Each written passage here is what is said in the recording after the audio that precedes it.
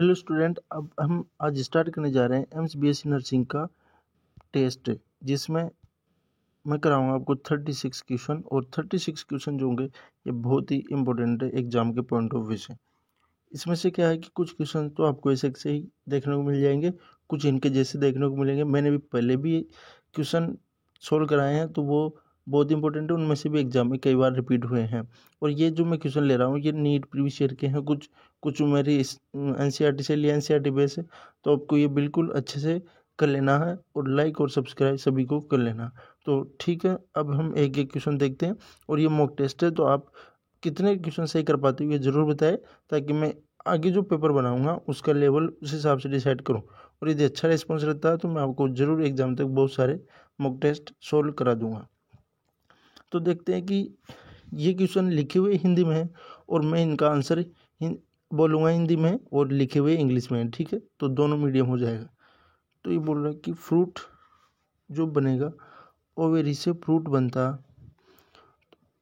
Fruit from ovary, यानी ovary से, ovary का मतलब होता है अंडाशय से फल का बनना, क्या कहलाता। इस क्वेश्चन में पूछा गया है कि अंडाशय से फल बन रहा है तो उसे क्या बोलते हैं। तो अंडाशय से फल का जो बनता है उसे हम बोलते हैं पार्थेनोकार्पिक। अनिषेक अनिषेक फलन, अनिषेक फलन हिंदी में ये बोलते हैं उसे अनिषेक फलन। और एक होता है अनिषेक जनन। तो सेकंड ऑप्शन अनिषेक जनन, इसका करेक्ट आंसर है पार्थेनोकार्पी। पार्थेनोकार्पी इसका करेक्ट आंसर है। अनिषेक फलन, अनिषेक जनन का मतलब होता है कि ये तो यहाँ पे तो फर्टिलाइजेशन के बिना ही फ्रूट बन रहा है ओवेरी से, तो इसे हम क्या बोलेंगे, अनिषेक फलन। और पार्थेनोजेनेसिस तो एनसीईआरटी में लिखा है, तो आप उसको देख लेना एक बार। इसके आगे देखो, internal wall of pollen grain made up. इसे पूछा है कि जो परागकण होता है उसकी आंतरिक भित्ति यानी इंटाइन, आंतरिक भित्ति किसकी बनी होती है, आंतरिक भित्ति को बोलते हैं इंटाइन। दो होती है, एक्जाइन और इंटाइन। और ये पूछा है कि जो इंटाइन होती है वो किसकी बनी होती है, तो एनसीईआरटी में लिखा है कि जो इंटाइन होती है वो सेलुलोज और पेक्टिन की बनी होती है, जबकि जो एक्जाइन है, एक्जाइन स्पोरोपोलिनिन की बनी होती है। तो ये इंपॉर्टेंट क्वेश्चन है, ये एग्जाम में कई बार पूछा गया है। तो सेलुलोज और पेक्टिन दोनों की बनी होती है इंटाइन। इसका correct answer D, A and B. ठीक है, आप देखना और इसमें आंसर लिखना, आपको फिर मैं और अच्छे क्वेश्चन लाऊंगा। बिल्कुल एनसीईआरटी से है ये। यदि किसी को कोई क्वेश्चन नहीं आता, कोई डाउट रहता है, तो इसमें टेलीग्राम का लिंक दिया हुआ, वहाँ से जाकर के पूछ सकता है, और कोई डाउट है तो बात कर सकता है। विच इज़ करेक्ट ऑप्शन, इसमें पूछा है कि कौन सा इनमें से कौन सा ऑप्शन है जो सही है। तो ये क्वेश्चन बहुत इंपॉर्टेंट है, नीट में कई बार पूछा जा चुका है। तो इसमें पूछा है कि न्यूसेलस 2n होता है। न्यूसेलस का मतलब है बीजांडकाय। बीजांडकाय 2n होता है क्या, डिप्लॉइड होता है क्या, तो ये बिल्कुल सही है, ये डिप्लॉइड होता है। ये एनसीईआरटी का क्वेश्चन है। और एक है कि मेगा स्पोर मदर सेल यानी गुरु बीजाणु मात्र कोशिका 2n होती है क्या, तो ये बिल्कुल सही है, गुरु बीजाणु मात्र कोशिका 2n होती है। गेमिटोफाइट हेप्लॉइड होता है क्या, तो गेमिटोफाइट युग्मकोद्भिद हेप्लॉइड होता है, अगुणित होता है। एन का मतलब अगुणित, और 2n का मतलब होता है, 2n का मतलब होता है द्विगुणित। तो ये तीनों के तीनों ऑप्शन सही है। मैंने ये क्वेश्चन इसलिए बनाया है ताकि आपको एनसीईआरटी में केवल बस इनके नाम लिख रहे हैं, उनका हेप्लोडी लेवल दिया नहीं गया, तो यहाँ से आप उनका हेप्लोडी लेवल इसमें लिख लो, ताकि आप सारे याद कर लोगे, तो फिर आपको क्वेश्चन सोल्व करना आसान हो जाएगा। इसका फोर्थ आंसर करेक्ट है, सभी के सभी ऑप्शन सही है, तो आपको क्वेश्चन याद कर लेना। ठीक है, और नेक्स्ट क्वेश्चन की बात करते हैं कि नर्स सेल ऑफ स्पर्म। इस क्वेश्चन को मतलब है कि जो शुक्राणु है उसको पोषण कौन प्रदान करती है, शुक्राणु को कौन पोषण प्रदान करता है, शुक्राणु की केयर कौन करता है, उसकी देखभाल का मीन्स नर्स का मतलब एक मम्मी होती है, माता जी होती है, जो सबको खाना खिलाती है, उसको पोषण देती है। तो ऐसी कौन सी सेल है जो स्पर्म के लिए एक माँ का कार्य करती है, तो वो है सर्टोली सेल्स। ठीक है स्टूडेंट, सर्टोली सेल्स होती है। और लीडिंग सेल होती है जो हमारा टेस्टोस्टेरोन जो हार्मोन होता है वो सीक्रेट करती है, और ये इंटरस्टिशियल फ्लूइड होता है उसके अंदर होती है। ठीक है, और टेस्टिस के अंदर ही सारा काम हो रहा है। तो अपन थोड़ा लेवल पे बात करें, इसलिए बी आंसर करेक्ट होगा। यदि किसी को कोई टेस्टिज में कन्फ्यूजन है तो पूछ सकता है। लाइक एंड सब्सक्राइब जरूर करें, और मैं आगे से और आपको अच्छे क्वेश्चन करा दूंगा। इसमें फिजिक्स के भी क्वेश्चन है, केमिस्ट्री के भी और जीके के भी है, तो ये आपके लिए एक अच्छा सैम्पल पेपर का कार्य करा एम्स के लिए। एम्स और बीएससी नर्सिंग, नीट सभी के लिए इम्पोर्टेंट है, क्योंकि ये क्वेश्चन का कोई लेवल कम नहीं है। यदि ये क्वेश्चन किसी को आ रहे हैं, इसका मतलब उसकी तैयारी अच्छी है। नहीं आ रही तो लोड लेने की जरूरत नहीं है, अब एनसीईआरटी को एक बार और अच्छे से करना है। Number of cell found in morula stage of embryo, ये पूछ रहा है कि मोरुला जो स्टेज होती है, अब मोरुला को हिंदी में मोरुला ही बोलेंगे, और एनसीईआरटी में इसका डायग्राम दिया गया है। तो ये पूछ रहा है कि मोरुला की जो स्टेज होती है, होता क्या है कि जब मान लो किसी फीमेल के अंदर निषेचन हो गया और एम्ब्रियो का फॉर्मेशन हो रहा, एम्ब्रियो का निर्माण हो रहा, भ्रूण का निर्माण, तो भ्रूण के निर्माण की एक अवस्था होती है मोरुला। और ये मोरुला की कितनी कोशिका की अवस्था होती है, तो यह 8 से 16 की अवस्था होती है मोरुला। और इसके बाद में क्या होता है, गेस्ट्रल ब्लास्टुला ये स्टेज आती है। तो ये 8 से 16 सेल की स्टेज को क्या बोलते हैं, मोरुला। कोई सोचेगा कि यार ये 8 से 16 ये कौन पूछेगा, बहुत सारों के मन दिमाग में आएगा ये क्वेश्चन, कैसे क्वेश्चन पूछेगा। नहीं, ये क्वेश्चन नीट में आया हुआ है पहले, इसलिए रिपीट क्वेश्चन है। तो मैं चाहता हूँ कि यदि एम्स में आता है तो आप इसको सही कर दो। फिर आगे है कि which is non treatable disease, sexual transmit disease, यानी ये पूछ रहा है कि कौन सी है जो जिसे उपचार नहीं कर सकते। एसटीडीज का मीन सेक्सुअल ट्रांसमिट डिजीज, यानी यौन के द्वारा संचारित होने वाली कौन सी डिजीज जिसे उपचार नहीं किया जा सकता। तो देखो ये क्वेश्चन बहुत इंपॉर्टेंट है, ये नीट में भी आया है और ये बहुत इंपॉर्टेंट है। तो जेनाइटल हर्पीज को अपन उपचार नहीं कर सकते, HIV एड्स का भी कोई उपचार नहीं है, हेपेटाइटिस का कोई उपचार नहीं है, ऑल ऑफ द अबव। तो ये जो तीनों की तीनों डिजीज का कोई उपचार नहीं है, ठीक है। तो आप ये तीनों डिजीज याद कर लो। और एक बात बता दूं आपके लेवल पे, इन तीनों डिजीज के अलावा सब सेक्सुअल ट्रांसमिटेड डिजीज, मैं बात कर रहा हूँ कि सेक्सुअल एसटीडी डिजीज का इलाज संभव है इन तीनों के अलावा आपके लेवल पर, ठीक है। नेक्स्ट क्वेश्चन के भाई साहब इसको शेयर और सब्सक्राइब जरूर करना, क्योंकि इंपॉर्टेंट क्वेश्चन फिर से आपको मैं दे दूंगा इस पर। और किसी को कुछ भी क्वेश्चन चाहिए तो वो मेरे से टेलीग्राम पर जा करके पूछ सकता है, मैं फ्री में वहाँ पे क्वेश्चन दे देता हूँ। और अब है कि नेक्स्ट क्वेश्चन सारे के सारे इंपॉर्टेंट है। Which is correct for test cross, test cross के लिए कौन सा सही है। ये क्वेश्चन बहुत ही ज़्यादा इंपॉर्टेंट है, इसको तो आपको रट लेना चाहिए कि टेस्ट क्रॉस क्या होता है। तो आपको एक बात बता दूं, टेस्ट क्रॉस क्या होता है कि F1PD है ना, F1PD इसका क्रॉस हम समयुग्मी रिसेसिव के साथ करवाते हैं, समयुग्मी रिसेसिव के साथ करवाते हैं। रिसेसिव का मतलब अप्रभावित, समयुग्मी अप्रभावित के साथ करवाते हैं, तो उसे बोलते हैं टेस्ट क्रॉस, ठीक है। तो ये होमो जाएगा, रिसेसिव के साथ करवाते हैं F1PD का, तो बी करेक्ट हो जाएगा। यहाँ पे सब क्वेश्चन का एक्सप्लेनेशन में दे नहीं सकते हैं, इसलिए थोड़ा ठीक ठाक बता दूंगा। यदि किसी को डाउट रहता है तो एक बार फिर से पूछ सकता है, क्योंकि फिर टाइम ज़्यादा लग जाएगा यहाँ पे। ट्राइजोमी का मतलब होता है कि नंबर ऑफ क्रोमोजोम इंक्रीज, 21वें क्रोमोजोम। तो 21वें क्रोमोजोम की ट्राइजोमी, 21वें गुणसूत्र की ट्राइजोमी की वजह से कौन सी रोग होगा। तो भाई साहब 21वें क्रोमोजोम की ट्राइजोम की वजह से डाउन सिंड्रोम हो जाएगा, और 5वें क्रोमोजोम का डिलीशन की वजह से क्राई टू डे चेट सिंड्रोम हो जाता है, ठीक है। ये याद कर लेना, ये भी इंपॉर्टेंट क्वेश्चन है एनसीईआरटी का, सारे क्वेश्चन एनसीईआरटी से लिए हैं।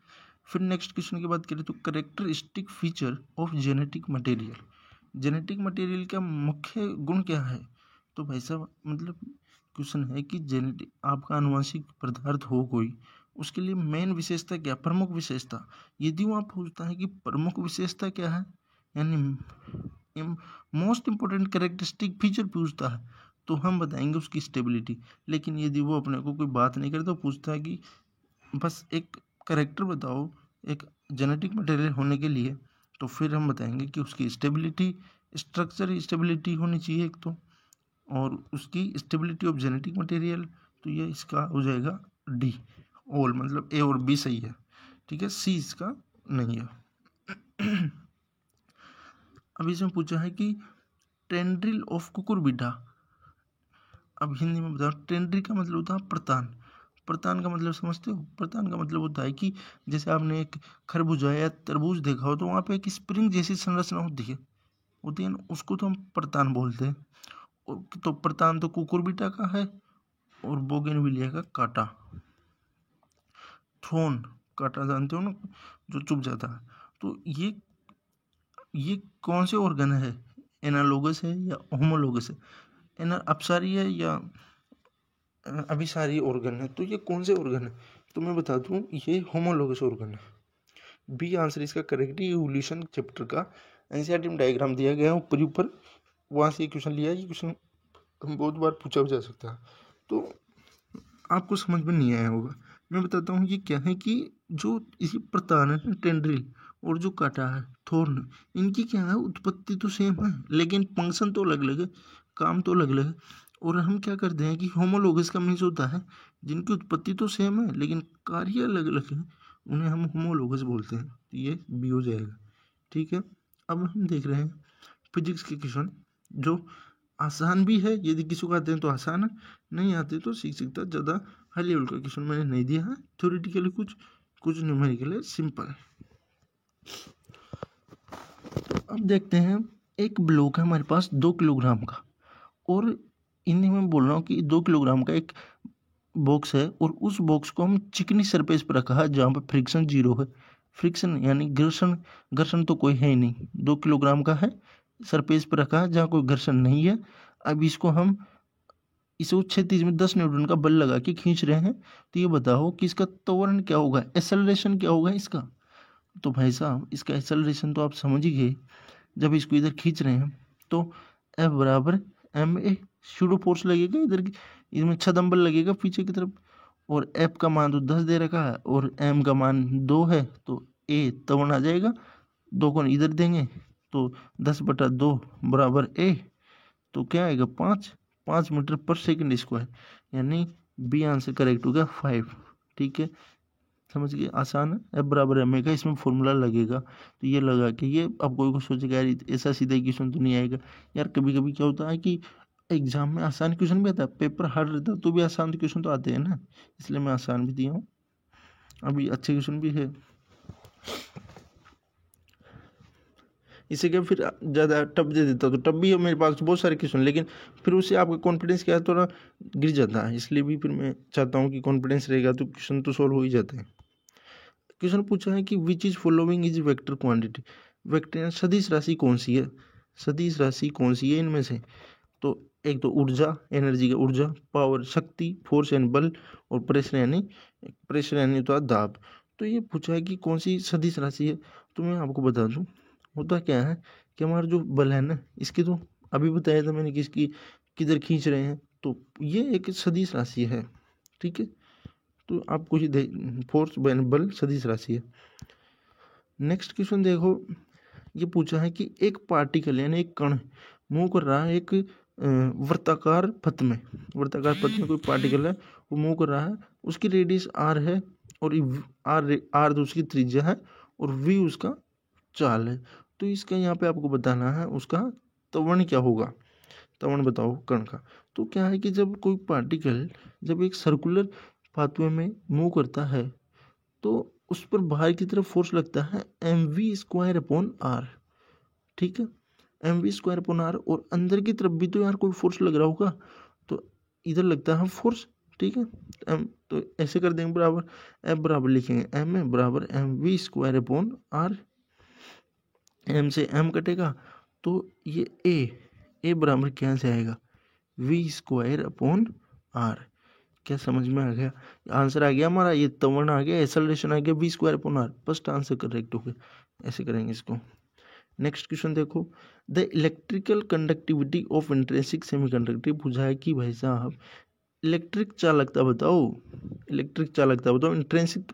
अब तो कोई पूछेगा कि इंट्रिंसिक सेमीकंडक्टर हिंदी क्या, इसकी कोई हिंदी नहीं है, ये सेमीकंडक्टर का प्रकार है। सेमीकंडक्टर 2 प्रकार के होते हैं, एक्सट्रिंसिक और इंट्रिंसिक। इंट्रिंसिक सेमीकंडक्टर है तो पूछा है कि इंट्रिंसिक सेमीकंडक्टर की जो विद्युत चालकता है वो क्या होगी, टेम्परेचर के साथ बढ़ेगी या तापमान के साथ बढ़ेगी या घटेगी। तो भाई साहब अब देखो, ये क्वेश्चन इतना इम्पोर्टेंट है, इसको याद कर लेना, लिख लेना, क्योंकि यहाँ पर तापमान के साथ इसकी चालकता बढ़ रही है। लेकिन मैं आपको बता दूं, इसका आंसर करेक्ट हो गया। और इस क्या होता है कि हमारी केमिस्ट्री, इलेक्ट्रोकेमिस्ट्री में भी क्वेश्चन आता है चालकता पर, वहाँ पे इसका उल्टा होता है। और हम रेजिस्टेंस के साथ टेम्परेचर का इफेक्ट देखेंगे तो वहाँ पे अलग होता है प्रतिरोध के साथ। तो आपको ये तापमान का इफेक्ट आपको याद करना है, लिख भी लेना, क्योंकि ये क्वेश्चन आएगा आप भूल के गलत कर दोगे इसको। फिर है कि which of the following logic gate is known as universal gate. तो यूनिवर्सल गेट इसका मीन्स ये है कि एक सार्वत्रिक गेट कौन सा है, मतलब एक गेट बता दो जिसे मैं सारे गेट बना लूँ। जानते हो गेट का मतलब क्या? गेट का मतलब है जैसे कि और गेट हो गया, ये एंड गेट है, ऐसे ऐसे गेट है ना, तो उन गेट की बात करें तो NAND नेंड गेट है। इस गेट से हम सारे के सारे गेट बना सकते हैं। आप कॉपी में देखना एक बारी फिर, तो इसका करेक्ट आंसर हो जाएगा डी। ये अच्छे से याद कर लेना, बस याद करने की जरूरत नहीं, समझना है इसको बस। Next, which of the following is correct Boolean expression for और गेट। तो और गेट के लिए क्या सही है? तो आपको एक बात बताऊं, और गेट में हम जोड़ते हैं ना यार, मतलब जो भी इनपुट हम दे रहे हैं उनको जोड़ेंगे तो आउटपुट मिल जाएगा A+B। तो ये बुलियन एक्सप्रेशन है और गेट का। और next question, which of the following logic gate produce output. ये पूछ रहा है कि भाई साहब हमारे पास क्या है, हमें ये बताना है कि कौन से गेट में होता है। तो क्या होता है कि हम आउटपुट तो हमें मिल जाए एक, और हम इनपुट क्या देंगे, यहाँ पर लिख रहा है एनी इनपुट इज 1, यानी एक इनपुट तो दो इनपुट देते हैं हम A और B, तो एक इनपुट तो एक देंगे और एक तो मतलब कोई एक होना चाहिए, एक कुछ भी दो, कोई एक इनपुट तो क्या होना चाहिए 1, और दूसरा वाला कुछ भी दो तो यार, और हमें आउटपुट मिलना चाहिए एक। समझ रहे हैं क्या बात को? तो एक ही देना है कोई भी इनपुट और दूसरा कुछ भी दो, हमें आउटपुट मिलना चाहिए एक। तो इसमें यार 0 जोड़ दो, 1 जोड़ दो, कुछ भी जोड़ दो, क्या आएगा? एक ही आएगा, मतलब प्लस का चिन्ह आ रहा है, और प्लस कहाँ था? और गेट में, इसलिए इसका करेक्ट आंसर क्या हो जाएगा? और गेट। यदि ये समझ नहीं आ रहा तो पूछ लेना है ना, दिक्कत नहीं लेनी है, लेकिन लाइक और सब्सक्राइब शेयर जरूर करें। विच of the following factor does not affect the resistance of a conductor. ये पूछ रहा है कि भाई साहब जो एक प्रतिरोध है उसकी चालकता कौन सा एक फैक्टर जो प्रभावित नहीं करता है। तो चालकता, रेजिस्टेंस ऑफ ए कंडक्टर, तो रेजिस्टेंस यानी प्रतिरोध की चालकता कौन सा फैक्टर जो अफेक्ट नहीं करता। तो आपको बता दूं V=IR होता है, और I बराबर V/R होता है, और यहाँ पे ये वोल्टेज है ना, इस पर ये है ना, मतलब तुम देखोगे ना इसका जब जो रूल्स पढ़ोगे तो होता क्या है कि रेजिस्टेंस और ये जो हमारी करंट होती है ये वोल्टेज पर डिपेंड नहीं करती है। ये रियलिटी, आप इसका ग्राफ देखना, अलग अलग ग्राफ बनेगा इसका, एक ऐसे बनता है एक ऐसे, आप एक बार इसको पढ़ना, ये वोल्टेज पर डिपेंड नहीं करता है, ठीक है। नेक्स्ट, थोड़ा टाइम लग रहा है इसलिए मैं ज़्यादा चीज़ें एक्सप्लेन नहीं कर पा रहा हूँ, लेकिन आप अच्छे से करें। विच of the following factor affect the resistance of A semiconductor. अब देखिए, ये देखो यहाँ पूछा है कि रेजिस्टेंस ऑफ ए सेमीकंडक्टर कौन सा कारक है जो अफेक्ट करता है, यानी प्रतिरोध है ना सेमीकंडक्टर का, प्रतिरोधो सेमीकंडक्टर के प्रतिरोध को कौन सा कारक अफेक्ट करता है, तो टेम्परेचर। ये तो भाई साहब रट लेना, ये टेम्परेचर वाला क्वेश्चन आना है, मैं लिख रहा हूँ ना, यदि लास्ट ईयर टेम्परेचर का क्वेश्चन नहीं आया है तो इस बार पक्का आएगा। यहाँ पे पूछा है कि कॉन्फ़िगरेशन बताओ ऑक्सीजन का। तो हमको पता है ऑक्सीजन का जो पीरियोडिक टेबल में नंबर आता 8वें नंबर पर आता, तो 8वें नंबर पर आता है तो 1s2 2s2 2p4, तो ऐसा कौन सा है सेकंड, तो बी सही हो जाएगा। कॉन्फ़िगरेशन याद कर लेना सभी भाई, क्योंकि इसके बिना तो केमिस्ट्री में टिकने में नहीं देगी। विच of the following is an example of exothermic reaction. Exothermic का मीन्स होता है उष्मा क्षेपी है ना। अब मैं आपको बता दूं होता है क्या उष्मा क्षेपी में, यार मैं आपको बताता हूँ, दो तरह की होती है, एक तो उष्मा शोषी यानी एंडोथर्मिक, और एक तो एक्जोथर्मिक उष्मा क्षेपी। उष्मा शोषी में तो हम एनर्जी देते हैं और इसमें एनर्जी रिलीज ये खुद रिएक्शन करेगी। जैसे मान लो अपन किसी को जला रहे हैं, तो जलाएंगे तो क्या होगा, हीट निकलती है, ऑक्सीजन की प्रेजेंस में किसी को जलाया तो हीट निकलेगी, यानी ऊर्जा वहाँ से निकल रही है, तो वो एक्जोथर्मिक रिएक्शन है। तो ये इसमें दे भी रखा कि कंबशन यानी दहन की जो अभिक्रिया है वो क्या है, एक्जोथर्मिक होती है। फोटोसिंथेसिस में आपको पता है लाइट यूज होती है यानी उसमें शोषी है।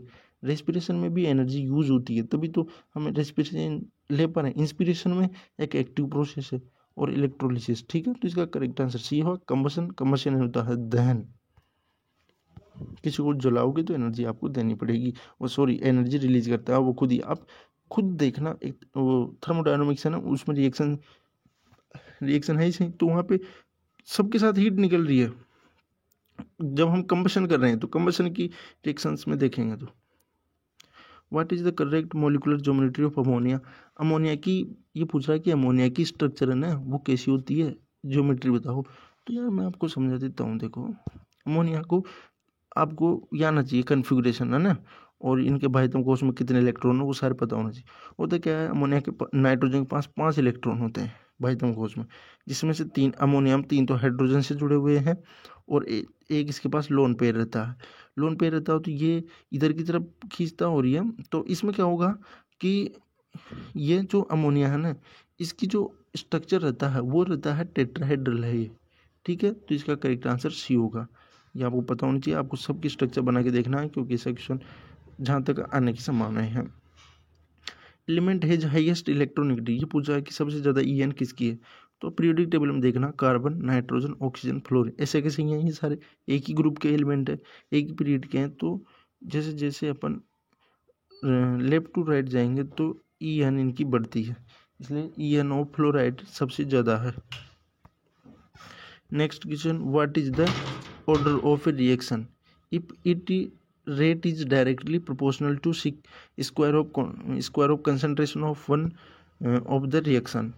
तो ये पूछ रहा है कि किसकी सांद्रता है जो किसकी सांद्रता के प्रोपोर्शनल नहीं है, तो अपोजिट होती है किसके स्क्वायर के सांद्रता के। तो ये किस में होता है, देख होता है क्या है इसमें कि जो जीरो ऑर्डर रिएक्शन होती है, और जीरो ऑर्डर रिएक्शन तो कंसंट्रेशन के डायरेक्टली प्रोपोर्शनल होती है, और फर्स्ट ऑर्डर रिएक्शन डिपेंड भी नहीं करती। तो ऐसा भी क्वेश्चन पूछते हैं कि किसकी सांद्रता है जो किसकी सांद्रता पर डिपेंड ही नहीं करती।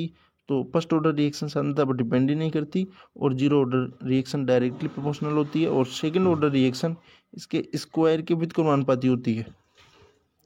ये आपको पता होना चाहिए सारी तीनों की तीनों बात। इसमें से एक क्वेश्चन तो आएगा ही।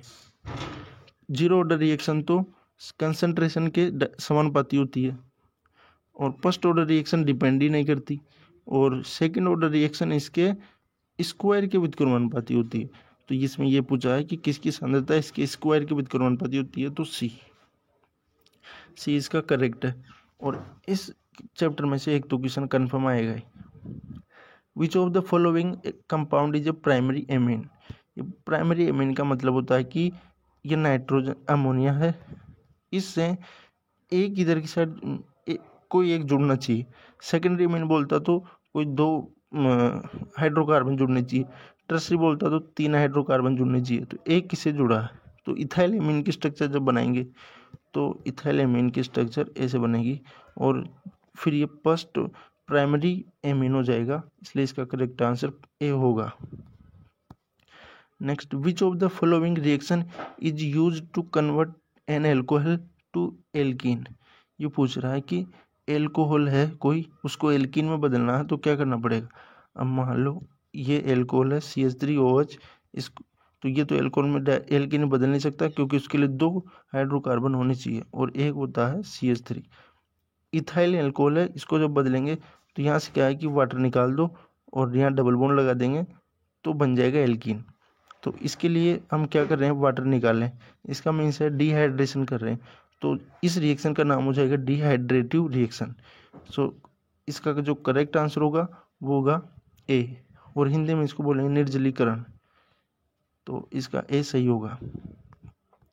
आगे देखते हैं कि what is the mole fraction of. Mole fraction का हिंदी में मीन्स होता है मोल भिन्न। तो मोल भिन्न पूछ रहा है, इसमें 2 मोल दिए हैं, एक तो 0.5 है और एक 1.5 है। तो अब अपने को इसकी मोल भिन्न निकालनी है। मोल भिन्न का फॉर्मूला क्या होता है, मोल भिन्न का फॉर्मूला होता है कि ए के मोल उसको इंटू करेंगे बी के मोल अपॉन ए के मोल प्लस बी के मोल। तो अभी इसमें रख देते हैं 0.5 इंटू 1.5 अपॉन 0.5 प्लस 1.5, और इसको जब सोल्व करोगे तो ये आता है 0.33, इसलिए इसका करेक्ट आंसर हो जाएगा बी। यदि कोई क्वेश्चन समझ में नहीं आता तो उसको दोबारा से पूछ सकते हैं टेलीग्राम पे। What is the molarity of A solution that contain 10 gram of NaCl and 500 ml of solution.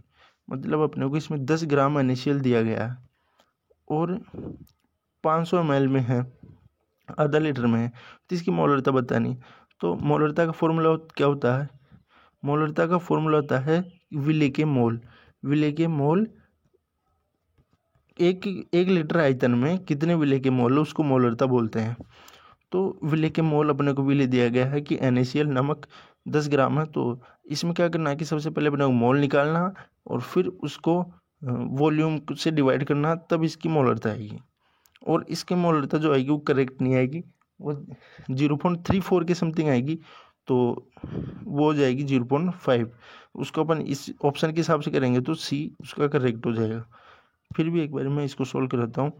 तो मोलरता बराबर विले के मोल निकालने के लिए 10 ग्राम बटे 58.5 और बटे 1.1/2, तो ये हो जाएगा। और इसको जब सोल्व करोगे तो 0.34 आएगी।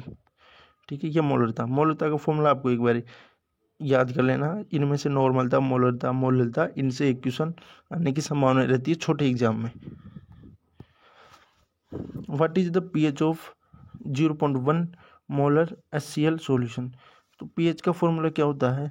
pH का फॉर्मूला होता है minus log of H plus concentration, H plus की सांद्रता। ये माइनस का ध्यान रखना, तो माइनस तो रहेगा और log 0.1 को लिख सकते हैं 10⁻⁻1 log, और ये माइनस है, ये आगे आ जाएगा 1, तो ये क्या हो जाएगा -1 और log 10 की वैल्यू होती है 1, इसलिए ये पूरा का पूरा ही 1 हो जाएगा। तो pH आएगी 1। और देखो pH कितनी कम आई है, इसकी 1 आई है ना, pH इसकी 1 आई है। और जितनी कम pH होती है ना, इसका मतलब वो उतना ही ज़्यादा एसिडिक है, उतना ही स्ट्रॉन्ग एसिड। और आपको पता भी है कि HCl तो बहुत ज़्यादा स्ट्रॉन्ग एसिड है, तो इसलिए इसकी pH सबसे कम आई है 1। और आप इस क्वेश्चन को ऐसे कर सकते हैं कि मान लो यदि किसी कारण से गलत आ रहा है, तो आप पता कर सकते हैं कि यार ज़्यादा pH तो होती नहीं HCl की, वैसे ही कम होती है क्योंकि तो स्ट्रॉन्ग HCl है। तो ऑप्शन से भी इसको देख के करें तो इन दोनों में से आंसर होगा, क्योंकि 7 से तो कम ही होगी pH, HCl स्ट्रॉन्ग एसिड है। और इन दोनों में से कौन सा होगा वो आपको इससे सोल्व करते हैं तुरंत आ जाएगा। इसे अब जीके के क्वेश्चन आ गए हैं। हमने केमिस्ट्री फिजिक्स के क्वेश्चन करा दिया हूँ। अब जीके का है कि एक आदमी है, हिंदी में बोलो, एक आदमी है जो 3 किलोमीटर तो ईस्ट में चल रहा है और फिर राइट में चल रहा है 4 किलोमीटर। तो देखो इसमें क्या होता है कि ईस्ट वेस्ट, ईस्ट साउथ और वेस्ट नॉर्थ। तो ये क्या कर रहा है कि नॉर्थ और वेस्ट, तो ये 3 किलोमीटर तो चल रहा है ईस्ट में, 3 किलोमीटर तो चल रहा है ईस्ट में, और नॉर्थ में चलेगा फिर, तो 3 किलोमीटर इधर आया, राइट में होके 4 किलोमीटर नॉर्थ की तरफ गया, राइट में घूम गया। ये हिंदी में समझ में आया किसी को? 3 किलोमीटर तो ये इधर की साइड चल रहा है, फिर राइट में टर्न लेता है, 4 किलोमीटर राइट में नॉर्थ की साइड चल रहा। तो इसने अपने जो पहले स्टार्ट यहाँ से किया था और यहाँ इसका एंड पॉइंट है, तो इसने कितनी डिस्टेंस तय की है, कुल मिलाकर के पूछ रहा है कि विस्थापन कितना है इसका। तो आप जानते हैं कि यहाँ पे ये होता है, मान लो ये 3 था और ये 4 था, तो ये डिस्टेंस पूछी इसने कुल मिला के, तो ये डिस्टेंस कितनी होगी? तो ये आप कर्ण स्क्वायर बराबर आधार स्क्वायर प्लस लंब स्क्वायर से इसको कर सकते हैं। तो 3 का स्क्वायर प्लस 4 का स्क्वायर, और ये अपन कर्ण निकाल रहे थे, ये फॉर्मूला होता है। अब ये के इसका रूट हो जाएगा 9 प्लस 16 का रूट, और ये 25 का रूट, तो 5। तो यहाँ से अब कितनी डिस्टेंस चलाई? 5, इसलिए इसका आंसर ए आ गया। यदि कोई किसी की समझ में नहीं आ रहा तो इसको फिर से मेरे को पूछ सकता है। What is the national animal of India? यानी राष्ट्रीय जंतु कौन सा है भारत का? भारत का राष्ट्रीय जंतु कौन सा है? तो टाइगर, बाघ भारत का राष्ट्रीय जंतु है। Who discovered the theory of relativity? Theory of relativity की खोज किसने की? तो अल्बर्ट आइंस्टीन ने थ्योरी ऑफ रिलेटिविटी की खोज की है। फिर नेक्स्ट क्वेश्चन है, जीके क्वेश्चन है। ऐसे क्वेश्चन फेमस क्वेश्चन एग्जाम में आते हैं और आप एक बारी अखबार में न्यूज़पेपर देख ले तो शायद उससे भी कभी कभी कोई क्वेश्चन मैच हो जाता, लेकिन इस एग्जाम में इतना कोई हेवी क्वेश्चन नहीं आते, रीजनिंग के सिंपल क्वेश्चन ही आते हैं। तो आपको जीके का लोड लेने की ज़रूरत नहीं है, अपने सब्जेक्ट पर ही फोकस करना। Which country is known as land of rising sun, यानी सूर्य सबसे पहले कहाँ उदय होता है, जो सन है ये सबसे पहले कहाँ उगता है, तो जो सूर्य यानी सबसे पहले जापान में ही उगता है, वहाँ पे दिखता है कि सबसे पहले वहीं उगता है। ठीक, फिर है which is the highest civilian award in India, India का सबसे बड़ा सिविलियन अवार्ड अवार्ड कौन सा है, तो भारत रत्न इंडिया का सबसे बड़ा सिविलियन अवार्ड है। Who was the first India to receive the Nobel prize, ये पूछ रहा है कि भारत में सबसे पहले नोबेल प्राइज किसको मिला था, तो भारत में सबसे पहले नोबेल प्राइज किसको मिला था, ए ऑप्शन है रविंद्रनाथ टैगोर, बी ऑप्शन है सीवी रमन, सी है मदर टेरेसा और डी है अमर्त्य सेन। तो सबसे पहले जो नोबेल प्राइज मिला था भारत में वो रविंद्रनाथ टैगोर को मिला था। Which river is also known as the sorrow of Bihar, sorrow of Bihar कौन है, तो ये कोसी नदी सोरो ऑफ बिहार के नाम से जानी जाती है। ये 36 क्वेश्चन कंप्लीट हुए। तो आप कैसा लगा ये क्वेश्चन, इसके बारे में जरूर बताएं, और यदि कोई क्वेश्चन किसी को समझ नहीं आया तो टेलीग्राम पे जाकर के एक बार पूछ सकता है, और यदि रिस्पॉन्स अच्छे रहते हैं तो फिर आगे से फिर और क्वेश्चन करा दूंगा। ठीक है, जय हिंद सभी।